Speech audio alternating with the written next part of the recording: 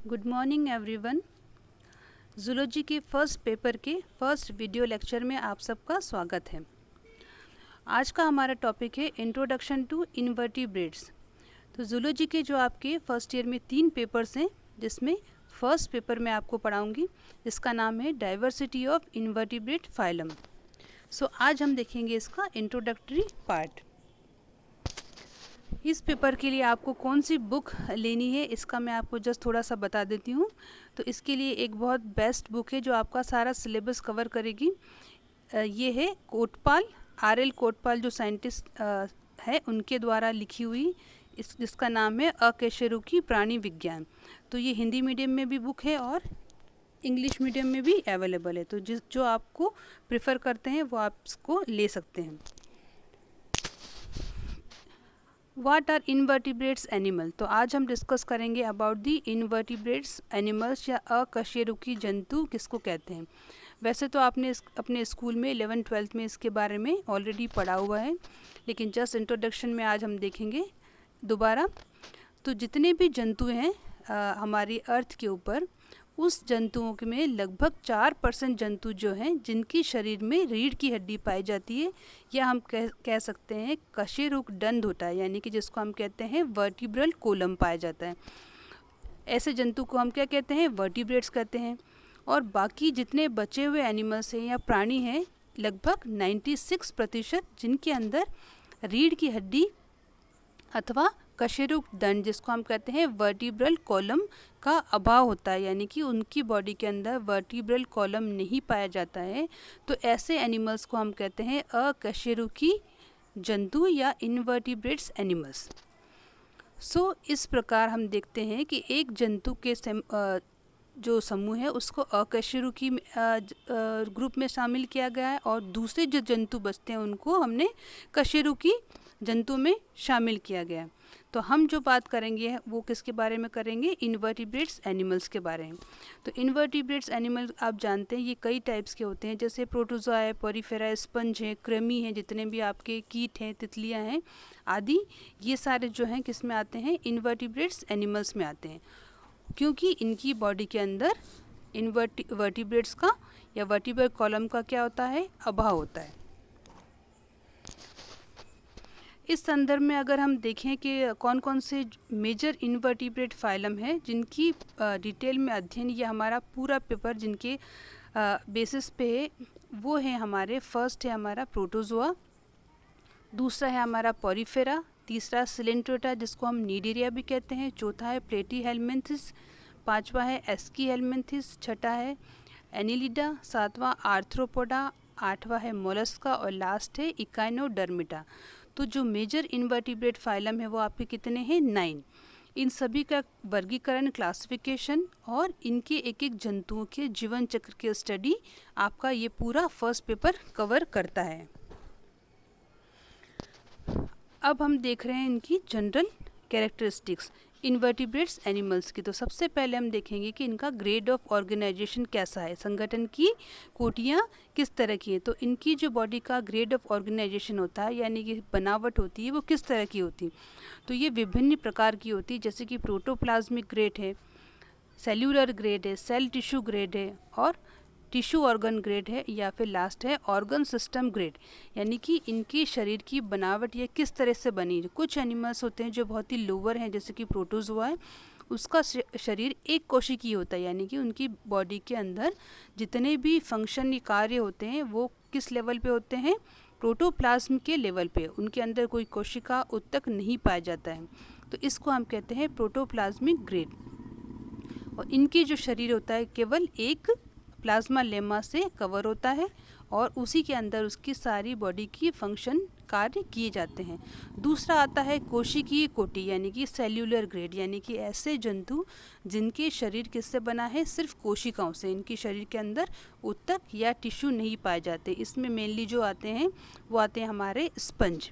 इससे हायर या आगे अगर हम जाते हैं तो हमें कौन सा ग्रेड मिलता है, सेल टिश्यू ग्रेड, यानी कि कोशिका और उत्तक दोनों इसकी शरीर में पाए जाते हैं। तो इसमें हमने शामिल किया है सिलेंट्रेट प्राणियों को। सिलेंट्रेट प्राणियों के अंदर भी जो मेन टिश्यू है वो क्या है, इसका तंत्रिका जाल। इससे ऊपर के लेवल पे अगर हम जाते हैं तो आगे वाले हैं उत्तक अंगकोटि, या हम कह सकते हैं टिश्यू ऑर्गन ग्रेड। तो इसके अंदर जितने भी हमारे वॉर्म्स हैं, जो कि फ्लैट वॉर्म स्पेशली, जिसको हम कहते हैं प्लेटी हेलमिन्स, चपटे क्रमीय, उसके अंदर इस टाइप का ऑर्गेनाइजेशन देखा जाता है। उसके बाद लास्ट हमारा आता है अंग तंत्र कोटि या ऑर्गन सिस्टम ग्रेड। तो इसके अंदर बाकी जितने भी बचे हुए फाइलम हैं, जो अभी हमने पीछे 9 देखे, एनिलिडा, आर्थ्रोपोडा, मोलस्का, इकाइनोडर्मेटा और ये 5वां एस्की हेलमिन्स, तो ये सारे किस में आ रहे हैं, ऑर्गन सिस्टम ग्रेड में आते हैं। नेक्स्ट आता है इसका आकृति, या जिसको हम कह सकते हैं शेप। तो शेप जो इनकी हम देखें इन जंतुओं की विभिन्न फाइलम में, तो वो बहुत ही अलग अलग प्रकार की होती है। जैसे कि हम प्रोटोजोआ की बात करें तो इसमें जो अमीबा है वो कैसा है, बिल्कुल भी उसका शेप स्थिर नहीं है, वो अपना शेप कैसा कर सकता है, बदल सकता है। सिलेंट्रेट प्राणी है या सिलेंट्रेट हैं या फिर पोरीफेरा है, उनकी जो शेप है वो विविध प्रकार के हैं, जैसे कि पेड़ पौधे के टाइप होते हैं। तो इस तरह से चपटे क्रमी हैं, कुछ फीता क्रमी है, हर का आकार और शेप बहुत ही अलग अलग प्रकार का है, विविध प्रकार का है। हैबिट एंड हैबिटेट इकोलॉजी, यानी कि स्वभाव एवं आवास पारिस्थितिकी इनकी कैसी है, यानी कि ये कहाँ कहाँ पाए जाते हैं। तो जनरल हम अगर इसकी जनरल बात करें तो इनकी जो आवास या स्वभाव है या हैबिटेट है वो बहुत ही विविध प्रकार का, बहुत डाइवर्स है, यानी कि ये हर प्रकार के हैबिटेट में पाए जाते हैं। जैसे जल में पाए जाते हैं, थल में पाए जाते हैं, वायु में पाए जाते हैं, और एज ए पैरासाइट भी पाए जाते हैं, जिसको हम कहते हैं परजीवी। कई सारे जो हैं उसमें कमंसल का रूप करते हैं, यानी कि सहजीवी जिसको कहते हैं। कुछ खारे पानी में पाए जाते हैं, कुछ स्वच्छ पानी में पाए जाते हैं। यानी कि अगर देखा जाए तो जितने भी इन्वर्टिब्रेट एनिमल्स हैं उनकी जो हैबिटेट है वह बहुत ज़्यादा डाइवर्स है, यानी कि हर जगह ये पाए जाते हैं। सिमेट्री, सममिति, यानी कि इनकी शरीर में सिमेट्री कैसे पाई जाती है। सिमेट्री कई तरह की है, इसका डिटेल में मैं आपको फिर आगे और डिस्कस करेंगे अलग तरह से। तो इनमें सभी प्रकार की सममितियाँ पाई जाती हैं, जैसे कि प्रोटोजोआ है और इसका पोरीफेरा है, उसके अंदर कोई भी प्रकार की समिति नहीं पाई जाती, इसलिए हम इसको कहते हैं असम्मितीय। इसके अलावा जैसे जैसे हम हायर फॉर्म्स में जाते हैं तो टीनोफोरा है, जैसे उसमें द्विअरीय समिति पाई जाती है। शेष बचे संघों के सदस्य अधिकांश कैसे होते हैं, द्विपार्श्व समिति, यानी कि बायलेटरल सिमेट्री की। और कई सारे जो गोल होते हैं जिसमें रेडियल सिमेट्री पाई जाती है, यानी कि हर तरह की सिमेट्री या समिति इन एनिमल्स में देखने को मिलती है।